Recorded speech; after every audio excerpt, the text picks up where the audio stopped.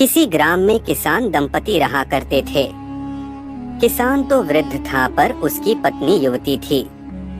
अपने पति से संतुष्ट न रहने के कारण किसान की पत्नी सदा पर पुरुष की टोह में रहती थी। इस कारण एक क्षण भी घर में नहीं ठहरती थी।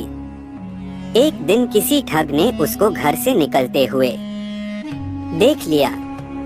उसने उसका पीछा किया और जब देखा कि वह एकांत में पहुंच गई तो उसके सम्मुख जाकर उसने कहा, देखो, मेरी पत्नी का देहांत हो चुका है।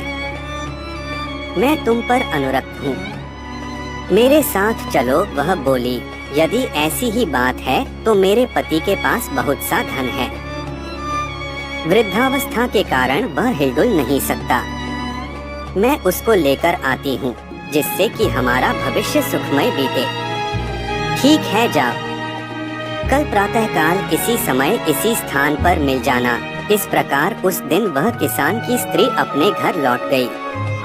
रात होने पर जब उसका पति सो गया तो उसने अपने पति का धन समेटा और उसे लेकर प्रातःकाल उस स्थान पर जा पहुंची। दोनों वहां से चल दिए।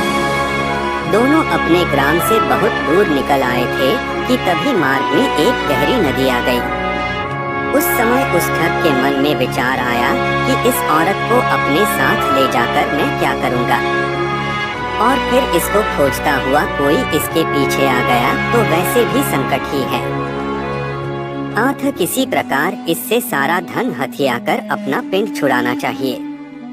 यह विचार कर उसने कहा, नदी बड़ी गहरी है, पहले मैं गठरी को उस पार रखाता हूँ, फिर तुमको अपनी पीठ पर लाद कर उस पार ले चलूंगा। दोनों को एक साथ ले चलना कठिन है। ठीक है, ऐसा ही करो।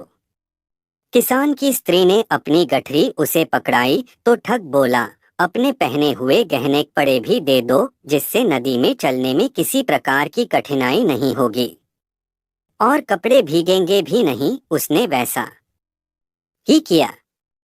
उन्हें लेकर ठग नदी के उस पार गया तो फिर लौटकर आया ही नहीं। वह औरत अपने कुकृत्यों के कारण कहीं की नहीं रही। इसलिए कहते हैं कि अपने हित के लिए गलत कर्मों का मार्ग नहीं अपनाना चाहिए।